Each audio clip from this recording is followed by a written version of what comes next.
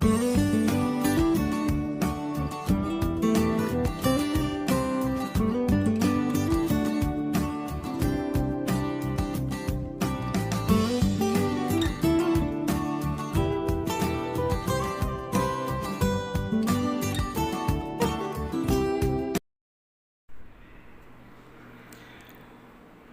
mendapatkan kiriman foto dari Hani.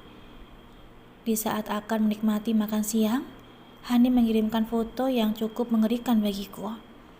Itu adalah foto Tante Ratu yang sedang berada di rumah sakit dengan keadaan yang memprihatinkan atau mungkin mengenaskan. Karena wajahnya lebam, matanya bengkak, ia seperti usai mengalami kecelakaan. Aku menelepon Hani untuk menanyakan apa yang sebenarnya terjadi. Panggilan tersambung. "Apa yang terjadi?" tanyaku pada Hani saat dia sudah menjawab panggilan telepon dariku. "Tante Ratu kecelakaan bersama papaku. Keadaannya cukup parah, Naswa. Kata dokter dia lumpuh," jawab Hani. "Lumpuh?" tanyaku memastikan. Aku tidak senang dengan berita ini. Kasihan juga Tante Ratu. "Apakah kamu mau aku datang kemari?" tanya Hani padaku. "Iya, aku akan datang. Beri aku alamat rumah sakitnya. Aku akan datang bersama nenek nanti," jawabku. "Baiklah, aku akan segera mengirimkannya." Panggilan teleponku akhiri. Aku harus melihat keadaan Tante Ratu. Sangat memperhatinkan keadaannya. Di saat keluarganya kini berantakan, Om Firman dan Delia masuk penjara. Jika dia sakit seperti itu, siapa yang akan mengurusnya? Semoga saja masih ada kerabat Tante Ratu yang peduli dengannya. Aku bergegas pulang untuk menemui nenek dan memberitahu kabar ini padanya. Nenek menghela nafas saat melihat foto yang aku tunjukkan. "Ratu, kondisinya seperti ini. Kasihan," ucap nenek saat melihat foto Tante Ratu. "Memang memperhatinkan keadaannya, dan dia juga lumpuh," jelasku kembali. "Lumpuh? Kenapa dia tidak segera sadar di saat itu? Sekarang dia sudah lumpuh," ujar nenek. "Mungkin karena dia terlalu banyak berbuat hal jahat, Nek. Diberi sehat lagi bukannya berubah, tapi malah semakin menjadi," jawabku. "Saat itu kan dia memang sakit dan sudah sembuh. Sekarang dia berulah lagi. Tante Ratu entah kapan dia sadar." Itulah Naswa, manusia yang terlalu berbuat berlebihan, mereka tidak akan sadar sebelum ditegur. Seperti ini. Kini dia sudah lumpuh. Tentu dia tidak bisa melakukan apapun lagi. Waktu sehat tidak dimanfaatkan untuk berubah, melakukan kebaikan, ujar nenek menatapku. "Apakah kita akan menjenguknya, Nek?" tanyaku meminta pendapat nenek. "Lebih baik kita menjenguknya. Kasihan juga kan?" jawab nenek. Kami bersiap untuk berangkat ke rumah sakit dan menjenguk Tante Ratu untuk melihat kondisinya. Aku dan nenek menuju kamar di mana Tante Ratu dirawat, sesuai dengan yang diberitahu oleh Hani. Saat kami hampir sampai, kami melihat Hani dan Aldo yang sedang duduk. Ada kursi yang telah disediakan. Ternyata mereka di sini sudah berdua saja. Apakah Aldo kini semakin dekat dengan Hani? Padahal mereka kan baru bertemu beberapa hari yang lalu saat bersamaku. Aldo tampak salah tingkah saat melihatku datang bersama nenek. Namun aku berusaha bersikap biasa saja melihat kedekatan mereka. "Di mana kamar Tante Ratu?" tanyaku. "Di sana." Kemudian Hani mengajak kami menuju kamar Tante Ratu yang hanya berjarak 2 kamar dari mereka duduk tadi. Tante Ratu terbaring. Dia tidak tidur dan hanya diam saja. Dia tampak kaget saat aku dan nenek datang. Kenapa kamu mengajak mereka kemari? Ujar Tante Ratu pada Hani. Mereka kan keluargamu, Naswa dan nenek. Belinda ingin melihat keadaanmu, jawab Hani. Aku tidak suka jika mereka datang kemari. Mereka pasti sedang senang dengan keadaanku sekarang. Seru mereka pergi. Aku tidak mau melihat mereka, ujar Tante Ratu yang menolak kedatanganku dan nenek. Kami di sini bukan untuk mengolok atau mengejekmu, Ratu. Kami ingin melihat kondisimu, jelas nenek. Halah, gak usah sok bijak kamu, nenek tua. Kamu dan cucumu itu telah sengaja menjebloskan suami dan anakku ke penjara. Jadi sekarang keadaanku seperti ini. Kau pasti semakin senang dan bahagia, ucap Tante Ratu, sedikit lirih seperti sedang menahan rasa sakit. Pergilah, aku tidak mau melihat kalian. Aku tidak butuh kalian. Dasar keluarga brengsek, umpat Tante Ratu pada kami. Padahal dia sekarang sedang sakit dan lumpuh, tapi masih bisa mengumpat kami. Yang awalnya aku merasa kasihan dengan kondisinya, kini berubah menjadi ilfil. Kita pergi saja. Biarkan dia tidak butuh kita, Nek, ucapku. Memang aku gak butuh kalian. Pergi sana. Dasar manusia serakah, ucapnya kembali. Ngaca, yang serakah itu kamu. Lihat, kamu sudah mendapatkan balasannya, cercatku pada Tante Ratu yang membuat ia mendidik. Tampak tidak terima dengan ucapanku barusan. Aku akan sembuh. Aku tidak akan lumpuh selamanya, dan aku akan balas kalian, ujarnya. Tidak usah mengancam lagi, Tante. Apalagi yang akan Tante balas. Jalan saja tidak bisa, ucapku barusan mungkin sangat menyentil Tante Ratu. Aku kemudian mengajak nenek untuk keluar dari kamar itu. Maafkan aku, Nek, karena perkataanku sangat tajam tadi. Tapi aku tidak tahan. Tante Ratu itu sudah sakit, tapi masih saja mengumpat, bahkan mengancam kita. Jelasku sedikit menyesal. Ya, hanya sedikit. Karena aku tak mau terlalu baik dengan wanita seperti dia. Iya, tidak apa-apa, Naswa. Tapi lain kali kamu jangan berkata seperti itu. Bagaimanapun dia itu kan sedang sakit. Iya, Nek. Maafkan aku. Lebih baik sekarang kita pulang saja ya, ajakku pada nenek.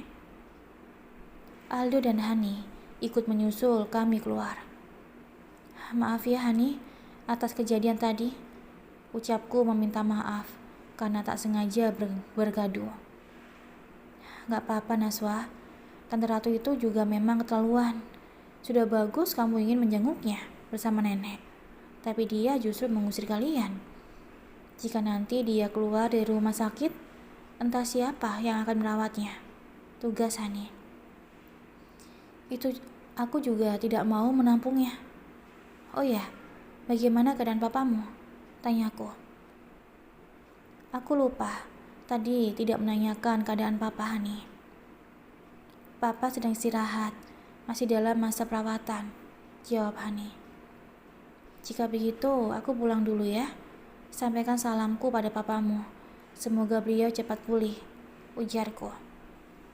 Sampaikan salam pada papamu ya, timpal nenek. Aku dan nenek kemudian pamit untuk pulang dan meninggalkan Hani beserta Aldo. Saat bertemu Aldo kemarin, sebenarnya aku menaruh rasa suka padanya karena kami dulu sangat dekat saat di panti. Tapi sekarang, sepertinya Hani tengah dekat dengannya. Tidak mungkin juga kan aku menghalangi hubungan mereka jika mereka ingin melanjutkannya lebih dari teman. Aku juga tidak punya hak untuk mengatur Aldo ataupun Hani. Biarlah, rasa suka ini ku pendam saja. Seiring waktu juga akan memudar. Aku juga tidak merasa menyesal telah memperkenalkan mereka. Bisa saja mereka itu jodoh.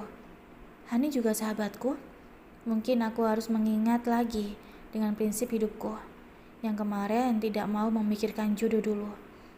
Jika saatnya nanti jodohku tiba, pasti dia akan datang dan tak akan pernah keliru. Setibanya di rumah, di depan rumah ada seorang wanita. Di samping wanita itu ada sebuah koper. Siapa dia? Sepertinya memang menunggu kedatanganku. Tari, kamu sudah sampai. Kenapa tidak mengabari? Nenek menyambut wanita itu. Dia bertama Tari. Ponsel saya baterainya habis, Bu. Jadi tidak bisa menghubungi. Lagian saya juga baru sampai, jawab wanita itu pada nenek. Naswa, kenalkan, dia Tari. Masih ada hubungan saudara dengan kita. Saya akan tinggal di sini, ujar wanita itu. Dia masih muda, mungkin usianya di bawah 30 tahun. Tinggal di sini? Tanyaku. Iya Naswa, dia anak Mirna. Tari mau kuliah dan dia akan menginap di sini. Nenek lupa memberitahumu. Gak apa-apa kan dia tinggal di sini? Kasihan kalau harus ngekos. Dia bukan orang berada, bisik nenek padaku. Tapi setidaknya nenek bilang dari awal, kita tidak bisa menerima orang asing maupun saudara begitu saja, jawabku. Kenapa nenek ceroboh ini sih? Aku tahu dia itu baik, tapi kadang kebaikannya dimanfaatkan. Walaupun Tari tampak berwajah lugu. Nenek yakin dia baik. Kamu harus positif thinking, Naswa. Jangan sensi dulu dengan orang lain. Aku mengangguk. Biarkan saja. Tari tinggal di sini dulu. Jika dia tak baik, tinggal kuusir. Tari tersenyum padaku. Namun aku hanya membalasnya dengan senyuman getir. Keluarlah sayang, aku menunggumu. Sania berteriak di depan pagar rumah Nathan. Dia sudah berusaha menghubungi Nathan di nomornya, namun tetap tidak diangkat. Tidak bisa tersambung.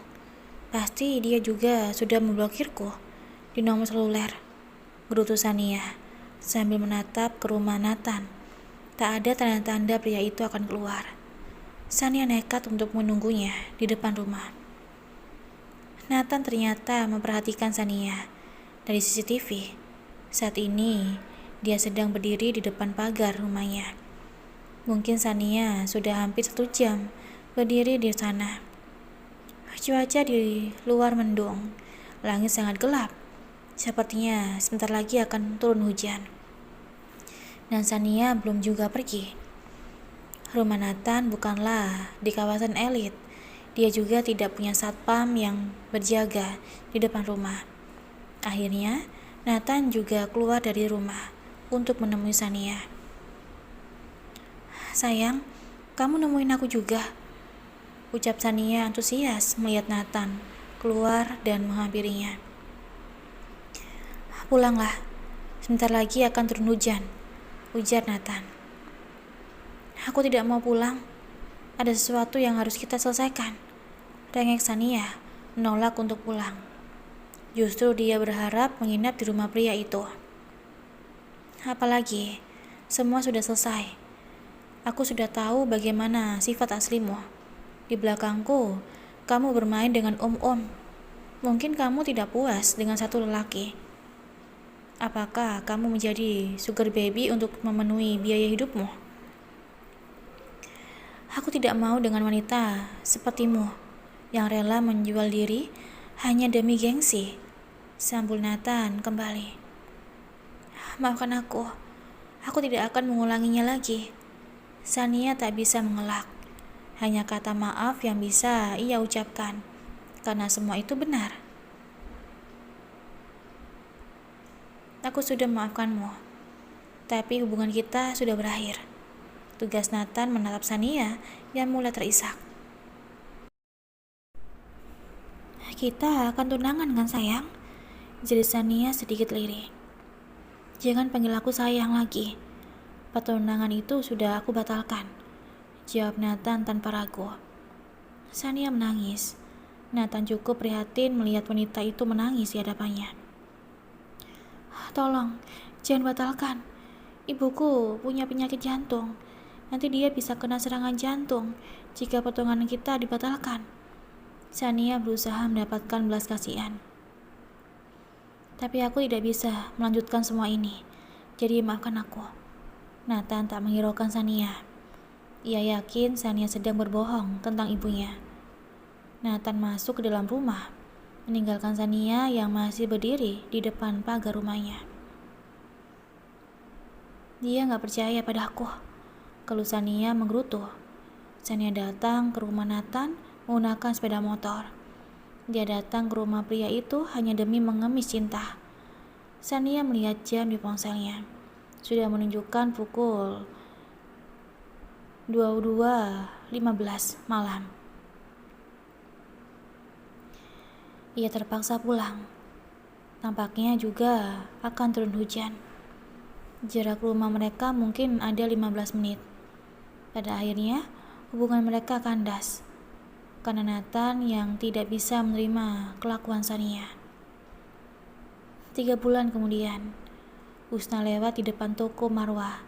Toko pakaian itu tampak cukup ramai oleh pengunjung. Husna mendatanginya. Tampak Marwah juga sedang mengawasi para pembeli dan karyawan yang bekerja. Toko pakaian Marwah sedikit berkembang. Bahkan dia kini sudah mempunyai 5 karyawan. Karena Marwah juga menjual pakaiannya pada platform belanja online. Husna tersenyum getir saat berdiri di depan toko itu. Marwah melihat kehadiran Husna dan ia mendekati mantan adik iparnya. Karena Husna sudah bercerai dengan Arka. Husna, seru Marwah. Husna tertunduk saat Marwah menyapa dirinya. Ada apa? Tanya Marwah. Karena Husna justru terdiam saat ia sapa. Aku mau pekerjaan, Mbak, ujar Husna ragu. Dia datang ke toko Marwah karena ingin mendapatkan pekerjaan. Husna berharap jika Marwah baik hati dan mau memberikannya pekerjaan di toko itu. Semenjak bercerai dengan Arka, kehidupan Husna semakin susah. Apalagi kedua orang tuanya bukanlah dari keluarga yang berada. Sedangkan Arka juga tidak menafkahi putrinya. Sehingga yang menanggung semua itu adalah orang tua Husna. Nasib baik Husna mempunyai orang tua yang baik padanya. Walaupun telah merepotkannya, namun orang tuanya tidak pernah mengusir Husna. Bapaknya bekerja sebagai tani yang menanam sayuran. Marwah paham betul bagaimana kehidupan Husna. Ia juga merasa kasihan melihat Husna yang kini semakin kurus. Mungkin dirinya terlalu banyak pikiran. Tapi kalau Mbak Marwah gak mau menerima, tidak apa, aku pulang ya. Husna merasa tidak enak pada Marwah karena dia meminta pekerjaan. Padahal dulu dia sangat menyakiti Marwah dan Seno. Tunggu Husna, jika kamu mau bekerja, aku beri kesempatan, ujar Marwah. Benarkah Mbak? Tanya Husna dengan mata yang berkaca-kaca sebab terharu. Marwah mau membantunya. Iya, kamu bisa masuk besok ya, jawab Marwah tersenyum. Husna menangis karena ucapan Marwah. Makasih banget ya Mbak, udah mau beri aku pekerjaan. Gak ada lagi yang mau nolong aku, dan Mbak mau nolongin. Padahal selama ini aku... Udah, gak usah dibahas lagi. Yang dulu biarlah berlalu. Aku mengerti kondisimu, seperti apa sekarang. Apalagi Arka yang semakin tidak benar kerjaannya, mabuk-mabukan. Tetap pengangguran, pasti dia tidak menafkahi Airin, ujar Marwah. Iya Mbak, dia sama sekali tidak pernah berniat untuk menafkahi Airin. Aku tidak enak pada orang tuaku Mbak. Bapakku banting tulang mencari uang, sedangkan aku hanya menjadi beban. Aku juga cuma lulusan SMP. Aku salah selama ini. Menyesal telah berbuat hal yang tidak baik, sesal Husna. Jadiin pelajaran. Kamu dapat ujian seperti itu berubahlah. Jangan pernah mengulangi kesalahan seperti dulu, ujar Marwa memperingati Husna. Nggak akan, Mbak. Makasih ya. Aku nggak akan seperti dulu lagi.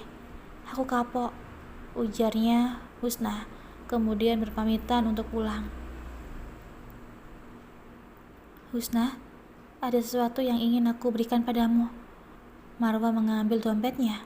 Kemudian ia mengambil 5 lembar uang berwarna merah dan memberikannya pada Husna. Mbak, tidak usah repot memberikan uang. Aku belum bekerja, ucap Husna. Ini untuk Airin. Terimalah. Jangan kamu tolak, pinta Marwa. Aku gak enak, Mbak, nerimanya. Husna merasa sungkan. Sudah, terima saja. Airin itu kan tetap ponakanku. Belikan makanan sesukanya, ujar Marwa. Husna memeluk Marwa. Makasih ya banyak ya, Mbak. Husna semakin terharu karena kebaikan Marwa.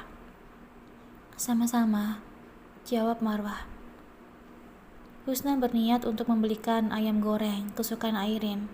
Husna tahu jika Marwa itu adalah orang yang baik, tapi dia tidak ingin memanfaatkan kebaikan mantan kakak iparnya itu kali ini. Ia datang karena memang ingin meminta pekerjaan. Sebenarnya sudah 1 bulan yang lalu Husna ingin datang ke sana, tapi ia ragu. Sekarang keraguannya sudah terjawab. Husna menuju outlet tempat yang menjual ayam goreng kesukaan Airin. Putrinya bisa makan enak. Nathan membuka pintu ruangan Naswa. Terlihat bosnya itu justru tidur di atas sofa yang ada di ruangan kerjanya. Pantas saja dia tidak keluar. Dia tertidur di sini, gumam Nathan. Sejak jam pulang kantor tadi, Nathan menunggu Naswa keluar dari ruangannya. Tapi Naswa tidak kunjung keluar. Tadi pagi, saat ia melihat Naswa masuk ke kantor, Naswa datang dengan raut wajah yang murung. Sepertinya dia mempunyai banyak masalah. Dan kini sudah pukul 20:30 malam. Naswa tertidur di dalam ruangannya sendiri. Jika Nathan tidak datang, mungkin Naswa saat bangun nanti akan sendirian di kantor. Jam berapa dia akan bangun? Ujar Nathan kemudian menepuk bahu Naswa perlahan agar ia bangun. Namun Naswa tak merespon.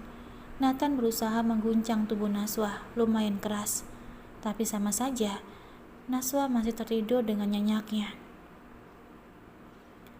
Apa dia minum obat tidur ya? Bisa tidur sepulas ini? Nathan bermonolog. Nathan memperhatikan raut wajah Naswa yang sedang tertidur. Terlihat sangat polos. Ia iseng memotret close up wajah Naswa. Nathan memutuskan untuk duduk di sofa yang kosong hingga Naswa terbangun. Ia tidak mau meninggalkan bosnya itu sendirian. Tapi mata Nathan lekat menatap Naswa.